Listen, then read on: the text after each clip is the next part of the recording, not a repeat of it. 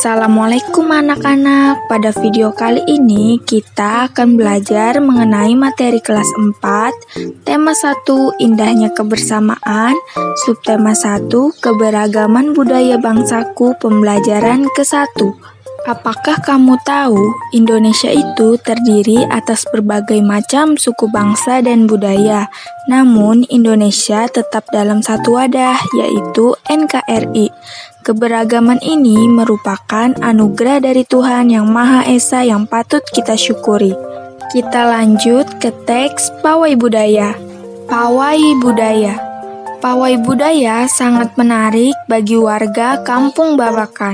Pawai ini selalu menampilkan keragaman budaya Indonesia. Udin dan teman-teman tidak pernah bosan menanti rombongan pawai lewat. Tahun ini mereka datang ke alun-alun untuk melihat pawai tersebut. Kakek Udin pun terlihat sabar menanti. Terdengar suara gendang yang menandakan rombongan pawai semakin dekat. Menurut kalian, apa sih yang dibicarakan pada paragraf pertama? Paragraf pertama pada teks bacaan Pawai Budaya ini membicarakan tentang pawai budaya sangat menarik, terutama bagi warga Kampung Babakan. Setiap bacaan biasanya terdiri atas beberapa paragraf. Setiap paragraf memiliki satu gagasan pokok yang didukung oleh gagasan pendukung. Gagasan pokok adalah inti pembahasan dalam sebuah paragraf. Gagasan ini menjadi sebuah dasar dalam mengembangkan suatu paragraf. Nah, kalian sudah pada tahu belum bagaimana cara menemukan gagasan pokok? Oke, sekarang akan Ibu beritahu.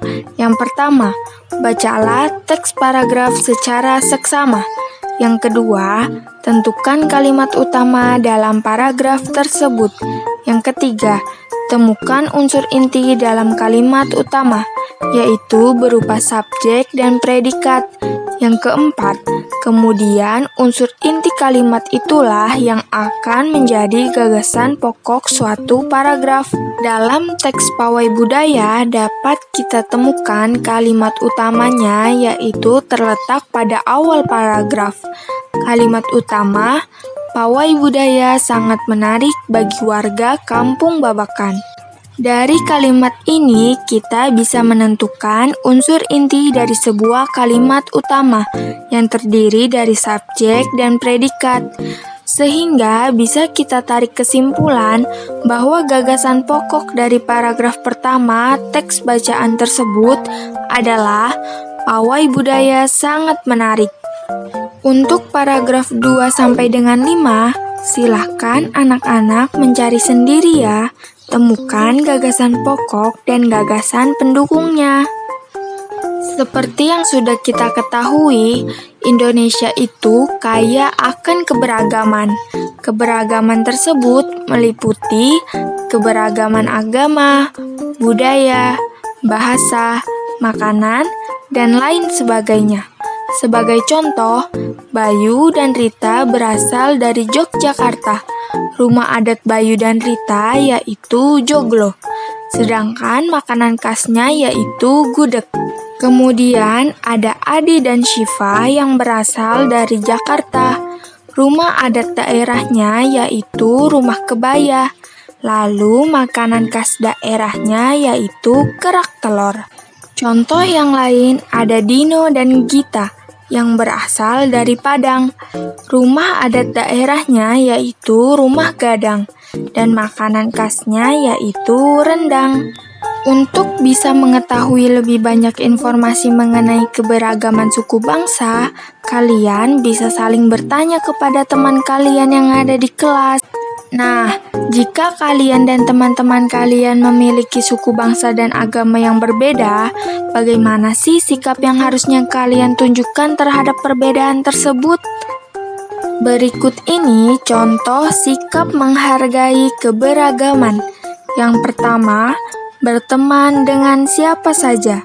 Yang kedua, menghormati orang lain walaupun berbeda keyakinan. Yang ketiga, senantiasa berkata sopan dan berperilaku santun. Yang keempat, memberi apresiasi terhadap keberagaman. Yang kelima, mencintai keberagaman dan meyakini bahwa keberagaman ini memiliki banyak manfaat. Selain kaya akan budaya, suku bangsa, dan makanan khas daerah, Indonesia juga kaya akan jenis alat musik. Berikut ini adalah contoh jenis alat musik yang ada di Indonesia. Angklung berasal dari Jawa Barat dan dimainkan dengan cara digoyangkan. Saluang berasal dari Sumatera Barat, dimainkan dengan cara ditiup. Gendang berasal dari Jawa Barat, yang dimainkan dengan cara dipukul. Tifa berasal dari Papua, yang dimainkan dengan cara dipukul. Alat-alat musik yang dimainkan dengan cara ditiup, digoyangkan, dipukul, dan dipetik akan menghasilkan sebuah bunyi. Hal ini dikarenakan alat-alat musik tersebut menghasilkan getaran. Getaran merupakan sumber bunyi. Lalu, bagaimana sih cara agar menghasilkan bunyi lebih keras? Caranya yaitu dengan memperbanyak jumlah getaran dalam setiap detik. Jumlah getaran dalam setiap detik disebut frekuensi. Jika bunyi frekuensi semakin besar, maka suara yang akan dihasilkan semakin keras. Oke, sampai sini dulu ya video pembelajaran kita. Sampai jumpa pada video pembelajaran selanjutnya. Terima kasih.